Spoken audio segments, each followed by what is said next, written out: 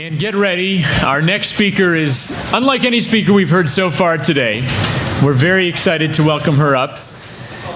And we're going to start with a short video from one of our national partners, the Avaz campaign, actually the largest global citizen action movement, which has partnered with us here in New Hampshire. And we're going to show a short video, and I think you'll pick up the theme from this video, but we need to start thinking about the next generation that we are walking for and who will continue our walk. So please turn your attention to the screen, and then we'll welcome the next speaker.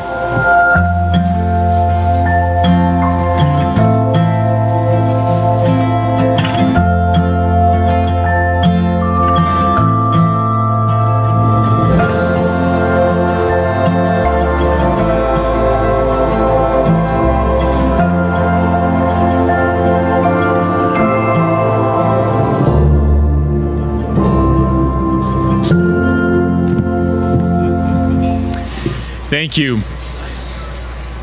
We are joined, in addition to everybody here in this tent, we've had hundreds of people tuning in to the live stream, and we've had thousands of people, part of the Avaz network and other networks around the country, who have tuned in, who have sent questions for candidates and comments, and we hope to share some of them before the weekend is out. So thanks to Avaz for being part of this.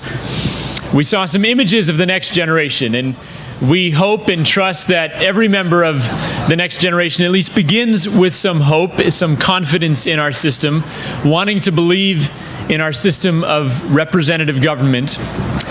And one person, a representative of that next generation, who's certainly been an inspiration to me and I think to many of you, who has been walking the talk, along with many of her classmates from the Penn program, walking all the way from Portsmouth to Concord last year, and who has come out many times since then to continue to lend her voice and her energy to this cause.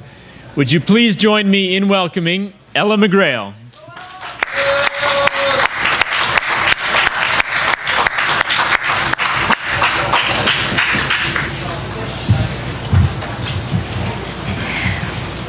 Hello. Looking back at history, I always think how counterproductive it was to burn books. The dictators and regimes that piled volumes in the village squares and set them ablaze amazingly missed the fact that telling a person they can't read something is the best possible way to get them to read it. Burning books proclaims to the world that you are against the freedom of people to speak out about what they believe in. The Supreme Court ruling in favor of Citizens United in 2010 was the political equivalent of dumping a huge pile of books in the middle of Times Square, soaking them with gasoline, and lighting them on fire. This ruling made it legal for corporations to give unlimited amounts of money to political campaigns. The 2012 midterm election, which took place just 2 years after Citizens United passed, was, up to that point, the most expensive midterm election in history. The price tag was $4 billion. 94% of the winners in the House were also the biggest spenders, and 82% of the Senate victors were the biggest spenders. It's clear that the candidate with the biggest bankroll has the upper hand. And when the victors get to Washington, it's the biggest donors they answer to. The American people cannot keep up with the millions that corporations and incredibly wealthy individuals are pouring into the system. Therefore, it is the wealthiest people in America, not the majority of America, that are being represented in Washington. The people behind the passing of Citizens United unwittingly sent up a warning flare to the American people. No one can fail to see the price tag swinging from every American vote now. But what the American people do not realize is that it is our apathy, our inaction, that is the gasoline on the fire. This is no autocracy. We, the people, hold the ballots. We always have held the ballots. And we built the institution of corruption that poisons our democracy dollar by dollar with our carelessness. Some of my high school friends ask me, why do you care about politics? You can't even vote. Adults ask me, why bother? My vote doesn't count for anything anyway. I respond that it is because I care. I can't vote that I care. The ineffectiveness of our votes, or our inability to vote, makes it all the more vital for us to make our voices heard in other ways. Because if your voice is not heard by those who are making the decisions about how your life is run, how can you call yourself free? If we stand and watch while our democracy burns, it will be as if we threw our rights under the fire ourselves. The reason burning books never works is because it makes people more anxious than ever to read them. The reason throwing a speaker into prison never works is because ideas cannot be held behind bars. Words don't die when books are burned or speakers are imprisoned. They die when people don't care enough to listen. We continue to vote for politicians who have turned their backs on us in exchange for big checks. Our votes have prices because we allow our votes to be bought.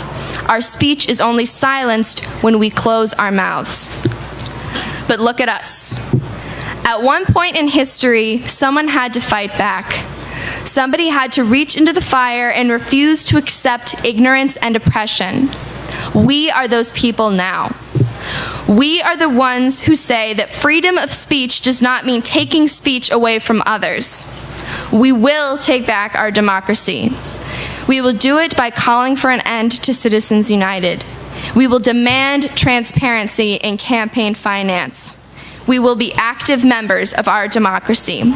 We will rebuild the political system so that it is the people and not the paychecks that politicians are answering to. We must show our representatives we have remembered that we hold the ballots, and we will not use them in their favor if they continue to abandon those they are meant to be speaking for. We have come to a crucial testing point in the democratic experiment. The system of democracy itself will not determine our success or failure. Our ability to perform our role in democracy will do that. As the saying goes, the only thing necessary for the triumph of evil is that good men do nothing. Let us make the decision to act while the choice is still ours. By being here today, we have proclaimed a collective no. No, you cannot buy our representatives. No, you cannot slap price tags on our votes. No, you cannot burn our books. Yes, we have rejected inaction, and yes, we will have equality. Thank you.